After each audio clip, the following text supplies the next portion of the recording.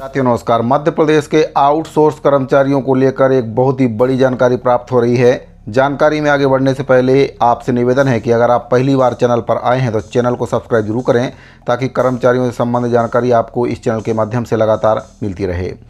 साथियों, मध्य प्रदेश के जो आउटसोर्स कर्मचारी हैं उनको लेकर इस वक्त की एक बहुत ही महत्वपूर्ण जानकारी प्राप्त हो रही है। आउटसोर्स कर्मचारी उपलब्ध कराने वाली जो कंपनी है एमपीकॉन, उसके द्वारा सरकारी विभागों को पत्र प्रेषित किया गया है और उस पत्र के माध्यम से जो कहा गया है वह बहुत ही बड़ी खबर है। इसके बारे में आपको विस्तार से जानकारी दूंगा। पहले मैं आपको बताना चाहूँगा कि आउटसोर्स कर्मचारी क्या होते हैं। तो आउटसोर्स कर्मचारी प्राइवेट कंपनियों के द्वारा सरकारी विभागों में उपलब्ध कराए जाते हैं, यानी कि उनकी जो नियुक्ति है वह प्राइवेट कंपनियां करती हैं और उन्हीं के माध्यम से जो कर्मचारी हैं वह सरकारी विभागों में उपलब्ध कराए जाते हैं, यानी कि विभाग पेमेंट कंपनी को देते हैं। इसके बाद फिर कंपनी जो है पेमेंट आउटसोर्स कर्मचारियों को वितरित करती है, यानी कि एक तरफ से देखा जाए तो पूरी तरह से ठेका प्रथा विभागों में चल रही है। सरकारी विभागों में जो कर्मचारी काम करते हैं वे कंपनियों के माध्यम से करते हैं। सरकारी विभाग कंपनियों को इसके एवज में मोटी रकम देती है और फिर कंपनी कर्मचारियों को अपना हिस्सा काटकर वेतन भुगतान करती है। पहले सेंड मैप नाम की कंपनी मध्य प्रदेश में मानव संसाधन उपलब्ध कराती थी। इसके बाद एमपीकॉन नाम की जो कंपनी है वह मानव संसाधन उपलब्ध कराने का काम मध्य प्रदेश में करती थी, लेकिन अब एमपीकॉन कंपनी के द्वारा हाथ खड़े कर दिए गए हैं। एमपीकॉन कंपनी के द्वारा सरकारी विभागों को पत्र प्रेषित करके कहा गया है कि अब वे मानव संसाधन उपलब्ध नहीं करा पाएंगे, विभाग अपनी व्यवस्था खुद कर लें। तो इसके संबंध में आपको विस्तार से जानकारी दे देता हूं कि आखिर मामला है क्या। तो साथियों, मध्य प्रदेश में आउटसोर्स कर्मचारियों के संबंध में सरकारी विभागों और निकायों के लिए आउटसोर्स कर्मी हायर करने वाली जो एजेंसी है सेंड मैप, उसके बाद दूसरी एजेंसी एमपीकॉन ने भी हाथ खड़े कर दिए हैं। दोनों ही कंपनियां विवादों में रही हैं। हाल में एमपीकॉन ने कई सरकारी विभागों को पत्र लिखकर कहा है कि वह मानव संसाधन उपलब्ध नहीं करा पाएगी और वह अपनी सेवाएं बंद करने जा रही है। उससे सेवाएं लेने वाले सरकारी विभाग अपनी वैकल्पिक व्यवस्था कर लें।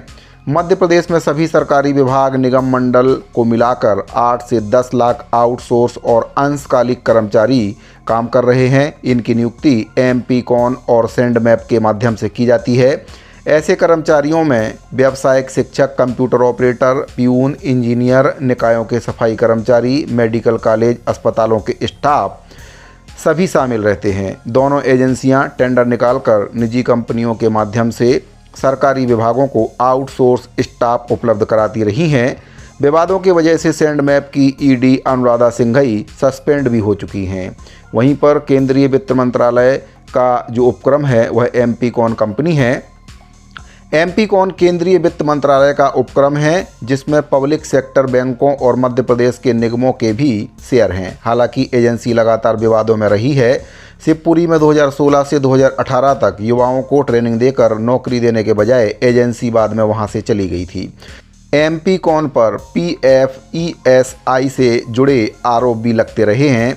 एमपीकॉन कंपनी के जो मैनेजर हैं सुनील मानधन्या, जब उनसे इसके बारे में बात की गई तो उनके द्वारा पूरी जानकारी नहीं दी गई और कुछ भी बोलने से उनके द्वारा मना कर दिया गया। उनके द्वारा बताया गया कि वे कुछ भी बोलने के लिए अधिकृत नहीं हैं।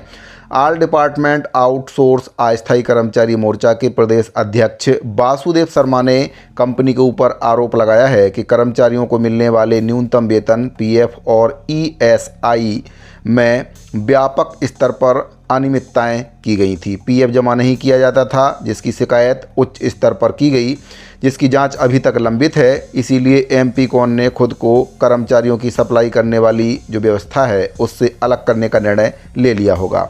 तो साथियों, सेंड मैप के बाद अब जो एमपीकॉन कंपनी है उनके द्वारा हाथ खड़े कर दिए गए हैं। दोनों ही कंपनियां विवादों में रही हैं। कर्मचारियों के पीएफ और ईएसआई से जुड़े कई विवाद कंपनियों से जुड़े हुए हैं, जिसकी जांच भी चल रही है। और अब कंपनी के द्वारा मानव संसाधन उपलब्ध कराने को लेकर मना कर दिया गया है। विभागों को पत्र प्रेषित करके उनके द्वारा जानकारी दी गई कि वे विभाग अपनी जो व्यवस्था है खुद ही कर लें। कंपनी अब मानव संसाधन उपलब्ध कराने में असमर्थ रहेगी। इन्फीकॉन कंपनी के द्वारा सर्विस बंद करने की जानकारी देने के बाद आउटसोर्स कर्मचारियों की चिंता बढ़ गई है। देखने वाली बात ये होगी कि ऐसे में जो आउटसोर्स कर्मचारी हैं वे विभागों में अपनी सेवा देते रहेंगे या फिर उनको विभागों से हटा दिया जाएगा और नए कर्मचारियों को भर्ती की जाएगी या फिर उन्हीं कर्मचारियों को विभागों में मर्ज कर दिया जाएगा।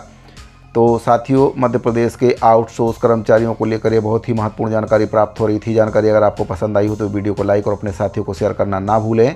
इस वीडियो फिलहाल इतना ही, मिलते हैं अगली वीडियो में। अभी के लिए दीजिए इजाज़त, धन्यवाद।